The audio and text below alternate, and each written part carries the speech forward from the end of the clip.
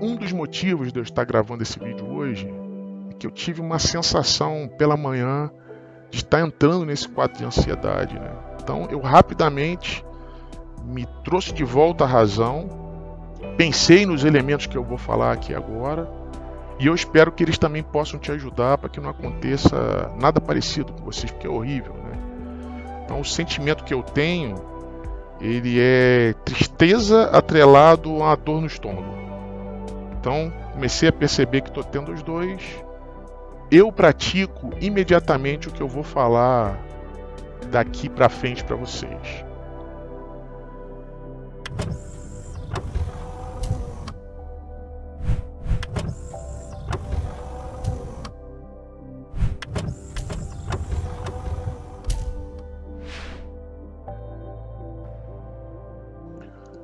Meu nome é Anderson Baense e eu vou te dar 7 dicas de como controlar a ansiedade. Seth Godin, que é um autor de best-seller norte-americano, um orador, ele disse assim: eu defino a ansiedade como esperar uma falha antecipadamente. Então, é bem isso. A gente sabe que a ansiedade ela é um sintoma normal da vida, né? E é natural que a gente fique ansioso, né, antes de qualquer evento importante, uma apresentação, por exemplo, na empresa, um fechamento de meta, uma véspera de um início de um novo emprego, né, nos minutos que antecede o primeiro encontro, o nascimento do teu filho. Então, essa é uma reação, inclusive, que ela é importante do corpo e ela vai ser essencial para a nossa proteção e para nos fazer agir no momento em que isso for necessário, né? No entanto, a gente sabe também que nada impede que algo normal assim venha a se tornar excessivo e fique fora do controle. Então, a gente é confrontado o tempo todo com novas informações, novos dados. O ritmo que a gente imprime na nossa rotina acelera dia a dia. As preocupações parece que só aumentam, né? Principalmente uma pessoa que trabalha por meta, trabalha numa área comercial, uma pessoa que depende, pessoa que trabalha de forma autônoma, por exemplo, corretores de imóvel, corretores de seguro, vendedores de uma maneira geral, né? É normal que essas pessoas se tornem mais ansiosas que a maioria das pessoas, mas em compensação, boa parte delas também vão criar recursos para poder se defender disso, né? A gente sabe que não é fácil lidar com as incertezas do amanhã, com cobranças, né, que a gente faz para nós mesmos. E imagina ainda hoje, que é um tempo de dificuldade excepcional, né, que agora a gente está enfrentando, essa ansiedade ela pode decolar. Então, pensando nisso, eu separei 7 dicas de psicólogos mesmo. Minha formação não é em psicologia, mas são dicas que eu mesmo já utilizei aí ao longo da minha carreira e eu quero compartilhar com vocês. Então, uma das recomendações, e a primeira que eu quero dar, é assim: escolha não acompanhar notícias minuto a minuto. Então, parece óbvio, né? Mas a gente tem que ter cuidado com uma coisa que é chamado infodemia. Então, a gente vive num tempo que ele é marcado pelo excesso de informação. Então, vem informação verdadeira, informação falsa. Então, todo minuto sai uma notícia diferente, a gente não sabe o que é real, o que não é real. E sempre é uma nova previsão de um especialista, né? Uma opinião daquela pessoa importante, né? Então, se a gente vivenciar isso minuto a minuto, a gente corre o risco de pirar. Separe um tempo curto para ver as notícias, mas jamais as vivencie. Então, outro ponto é cuidado com ansiedade por contágio. Então, claro, é da nossa natureza, né, a gente ser influenciado pelo comportamento de terceiros, principalmente das pessoas que habitam à nossa volta, né, que fazem parte do nosso cotidiano, né? A gente mesmo no isolamento, a gente mantém contato com outras pessoas, né? E se influenciar pelo comportamento de terceiro se aplica às nossas inquietudes, né? Então, se você convive com pessoas que são ansiosas, você precisa reconhecer esse fato e assumir a responsabilidade por si próprio. E também pelo retorno do teu foco, né? Então, a uma atitude que seja centrada. Então, não aponte dedos, não julgue culpa nos outros, não ceda comportamento de grupo, né? Você é plenamente capaz de gerenciar o seu eu. Entenda o princípio da impermanência. Bom, a gente já viu um provérbio que fala assim: não há bem que sempre dure, nem mal que nunca se acabe. Então, esse provérbio ele sintetiza o princípio da impermanência, que é um princípio segundo o qual a única constância que temos na vida é a mudança. Então, é uma coisa que a gente já sabe.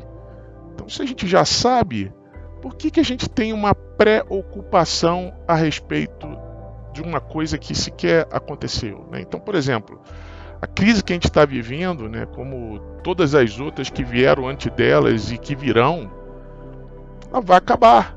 Então, quando ela tiver passado, será a hora da gente lidar com as consequências, né? Da mesma forma que a gente lida com as sequelas de uma doença que nos tenha cometido, ou de um acidente que a gente tenha sofrido. Então, como a gente lida com acontecimentos que são bons ou ruins, que vêm e vão. Então, o problema não está exatamente no efeito deles, né, mas na tentativa de anteciparmos algo que nem sequer ocorreu.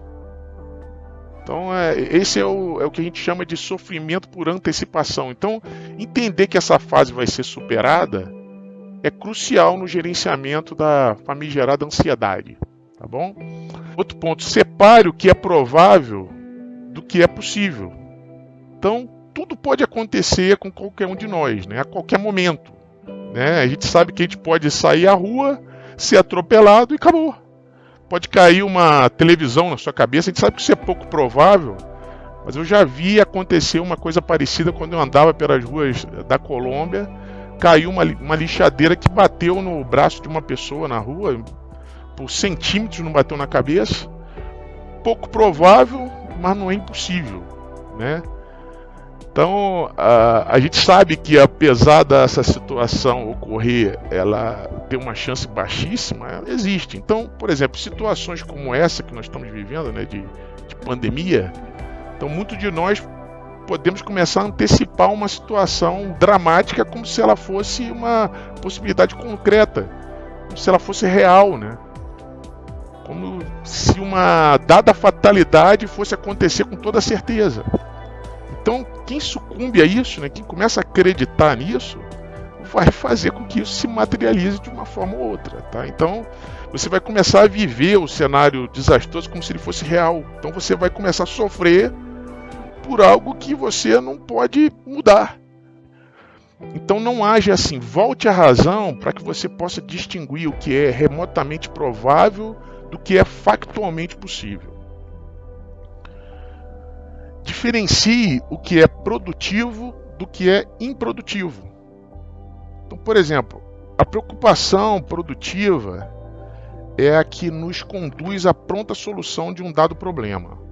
A improdutiva, por sua vez, ela não gera nenhuma ação concreta porque está restrita aos planos das ideias. Então, isso depende de uma série de condicionantes. Então, o que você deve fazer? Preocupe-se sim com o planejamento do seu dia, com horários de contato com as coisas que te dão prazer e com as ferramentas que são necessárias para pôr o seu trabalho em prática, mas não perca tempo com apreensões baseadas em coisas como e se, né? E se isso acontecer? E se eu? E se ele? Esse tipo de inquietação inútil ele vai gerar uma sensação de impotência que por sua vez vai desencadear medo, inação, frustração. Então, para os psicólogos, né, continuar seguindo uma rotina, ainda que de maneira adaptada, né, nesse cenário, né, pode fazer toda a diferença para você. Então, o raciocínio é simples. Quando a gente mantém o foco, exercendo nossas atividades cotidianas de forma organizada, ordenada, a gente gasta menos energia se preocupando. Ou preocupando, né? Como eu falei anteriormente. Então a gente se preocupa com bobagens, com supérfluo, ou com o que é importante, mas que não está no nosso controle. Não dá para a gente se preocupar com o que não está no nosso controle. Então, além disso, dar atenção à ansiedade típica de momentos de crise como o atual tende a nos deixar ainda mais estressados. Daí a importância desses rituais, né? Eles ocupam a mente. Né? Pare de querer controlar tudo. Então outra dica, né, que é importante é a gente separar o que está sob nosso controle daquilo que foge do nosso controle. Então vamos refletir. Cada um de nós tem controle sobre o que agora? Na crise sanitária que a gente atravessa. Né? Então a gente tem controle sobre nossa higiene, né, nutrição. A gente pode dar mais atenção à forma que a gente lava a mão, ser mais cuidadoso, não ficar tocando nas coisas na rua, ser mais cuidadoso com a alimentação, né? Sobretudo se a gente quer aumentar a imunidade. E a gente tem também autonomia para escolher entre o distanciamento social e o isolamento completo. Isso é uma outra coisa. Então, sobre o que não temos nenhuma ingerência, por exemplo, sobre as escolhas de vizinhos, sobre quanto tempo vai levar para a vacina sair, sobre as providências que o governo adotará daqui para frente. Então, apesar de ser óbvio, né, que vivemos um período de quase exceção, ainda há pessoas insistindo em controlar tudo. Então, colocam nas redes sociais os pensamentos delas, sendo que elas não podem fazer nada para mudar o pensamento de um governante, de um presidente. Então, eles ficam virando noite pensando no que é incontrolável. Então, o resultado, ela vai acordar tensa, assustada, vai acordar em prantos. Pensamentos direcionam nossas emoções. Então, por consequência, orientam o nosso comportamento e vai criar um estado de ansiedade que pode ser mais amargo e perigoso que a doença que temos que combater. Então, gente, eu espero tê-los ajudado com essas dicas. E não esqueçam de dar um like nesse vídeo, compartilhar e se inscrever aí no nosso canal, tá bom? Gente, um grande abraço e sucesso para vocês.